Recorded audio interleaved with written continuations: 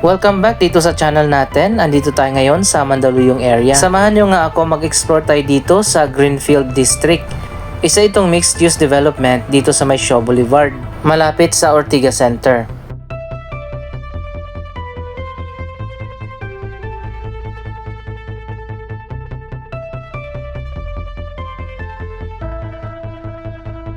Isang high-rise luxury residential development na ang nakatayo na dito ang Twin Oaks Place.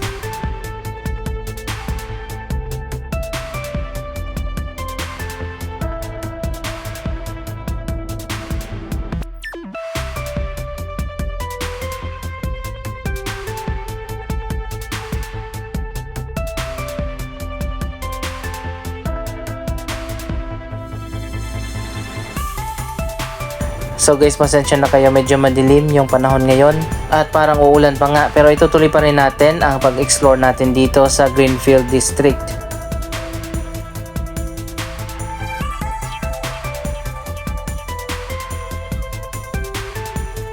Nasa 30 hectares ang lawak ng Greenfield District. Dito pala tayo magsisimula sa likod.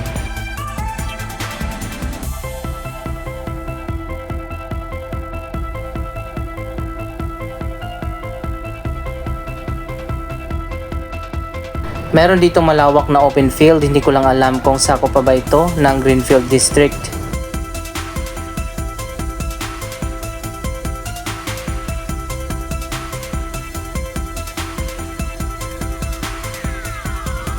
Meron dito mga food trucks at iba't ibang mga food stores na nagbebenta ng iba't ibang mga pagkain. Kaso nga night market ito, kaya mamaya pa magbubukas ang mga stalls dito. Kung babalikan natin ang history ng Greenfield District, noong 1950s nabili ng Unilab founder ang 30 hectares na bahaging ito na sakop pa noon ng Hacienda de Mandaluyong. Ito na ngayon ang development na Greenfield District.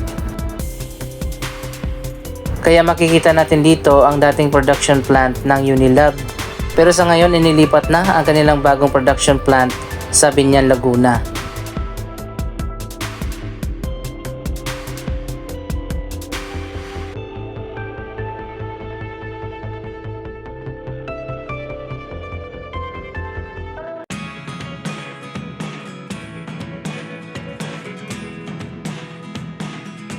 So guys, pasukin muna natin at tingnan natin dito sa loob ng food park.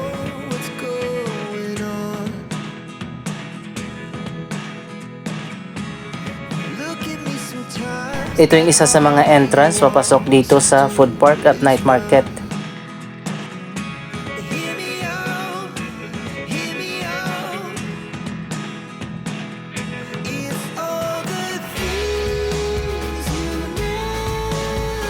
Sa gitna marami dito mga sitting areas at mga tables. Dito ka pwedeng kumain kapag nakapili ka na o nakabili ka na ng mga pagkain dito sa mga food truck.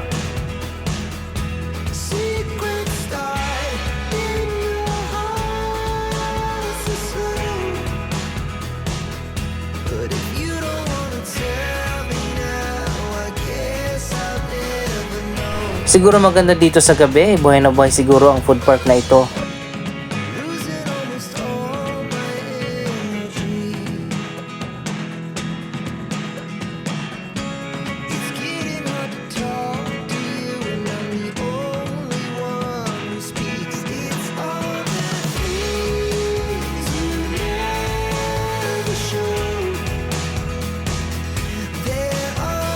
May mga residential condominiums na pala dito at office buildings dito sa Greenfield.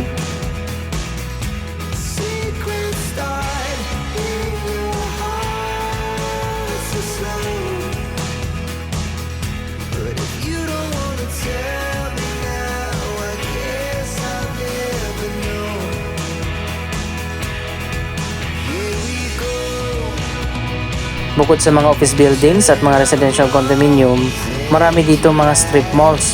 Ito ay mga commercial buildings katulad ng The Pavilion, The Portal, The Hub, at ang The Square.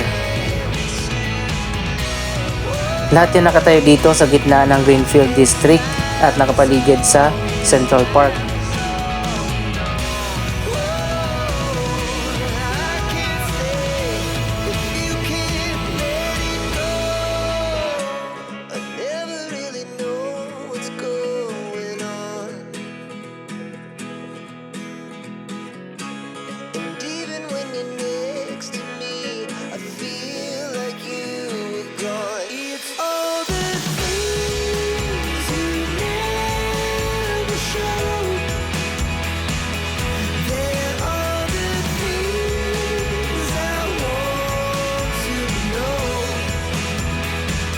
Andito tayo ngayon sa gitna ng Greenfield sa Central Park.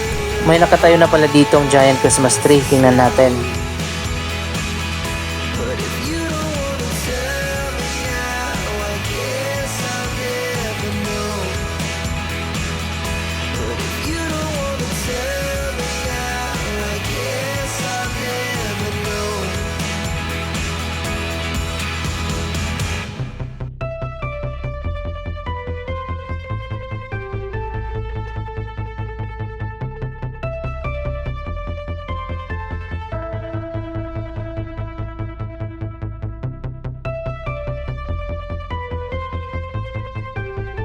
Maganda siguro dito sa gabi kapag pinailawan na itong Christmas tree.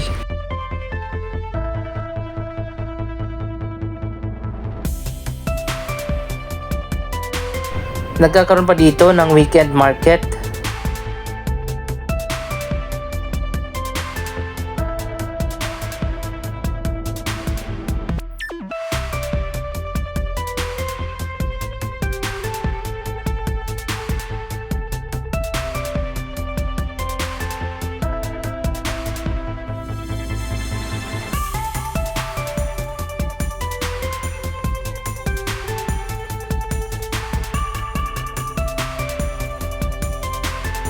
So ayan guys, dito sa kabila ang Twin Oaks, isa sa mga residential development dito sa Greenfield. Meron pang isang residential condominium dito, ang Zitan Tower.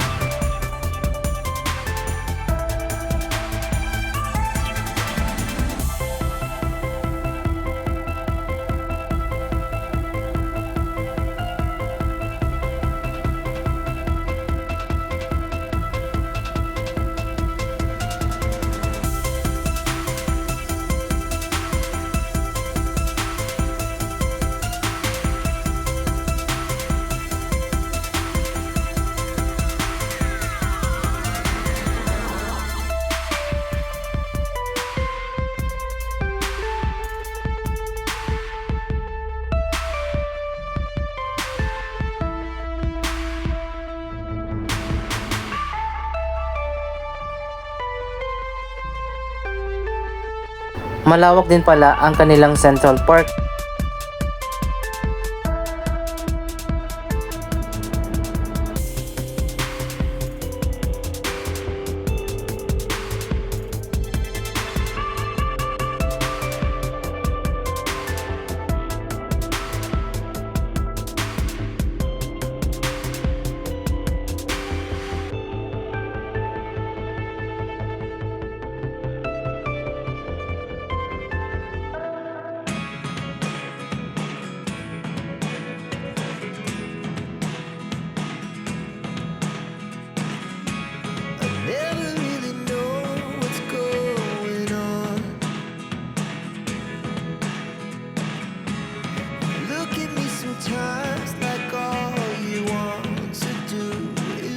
Iba't ibang mga events at mga exhibitions ang ginaganap dito sa Greenfield Central Park.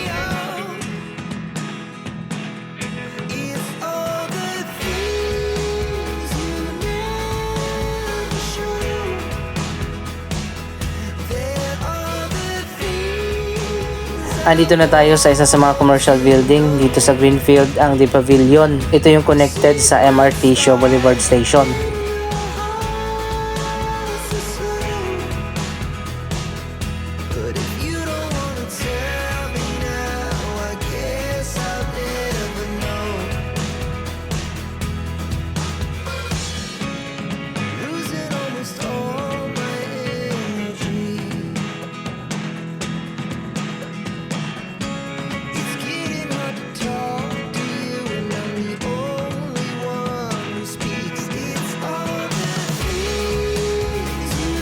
Nandito rin sa Greenfield District ang ilang mga BPO companies.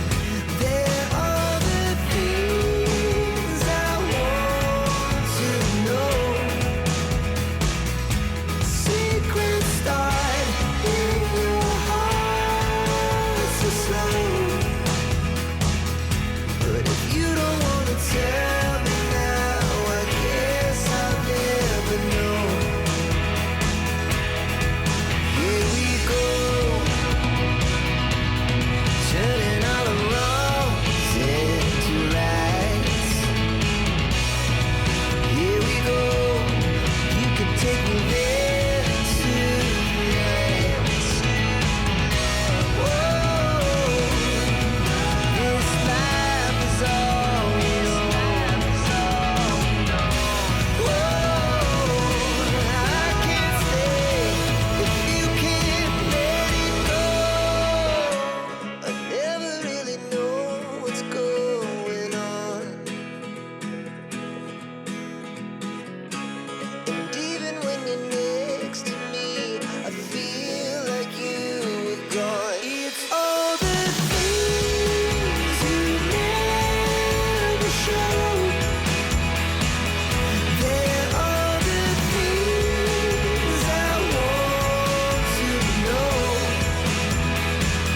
andito na tayo sa loob ng V Pavilion. Kapansin-pansin na dito sa harap, facing EDSA, sarado na yung mga stalls dito.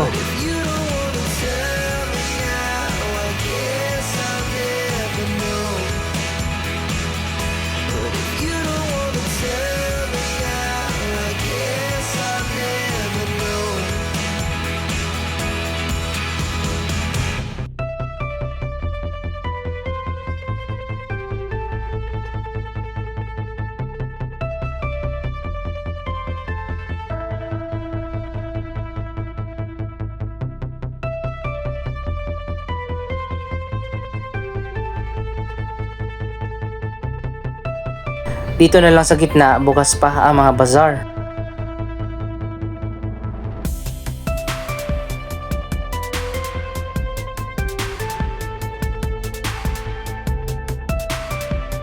Pati rin pala sa second floor, nagsarado na rin yung ibang mga stores.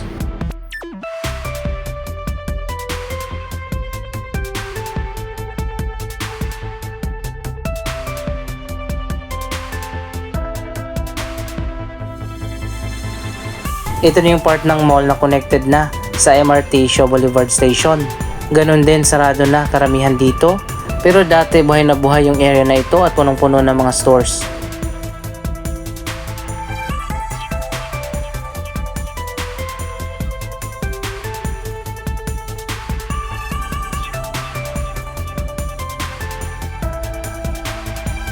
So ayan guys, dito sa may EDSA crossing, ayan sarado na nga yung mga stores dito. Siguro sa tingin ko isa sa mga dahilan dahil nabawasan ang foot traffic dito sa lugar na ito. Dati kasi napakaraming sumasakay at mga baba dito sa may EDSA crossing. Pero after ng pandemic at tinanggal na yung mga city bus at ipinalit ang EDSA carousel, wala nang bumababa at sumasakay dito sa may EDSA crossing. Wala rin inilagay na EDSA carousel bus station dito sa may crossing o di kaya sa may Greenfield. Kaya siguro sa tingin ko yung mga stores dito sa V Pavilion na nasa harap ng EDSA, nagsarado na dahil wala na nga mga sumasakay dito.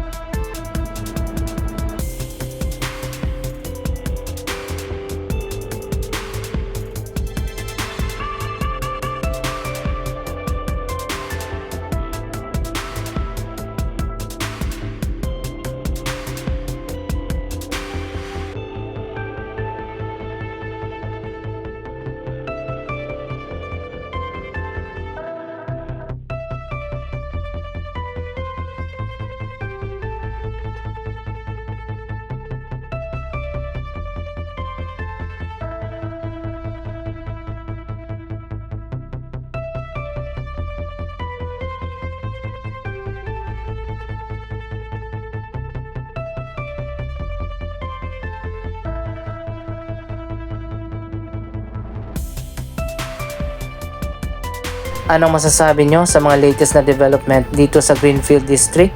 Mag-comment lamang dyan sa baba ng inyong mga reaksyon.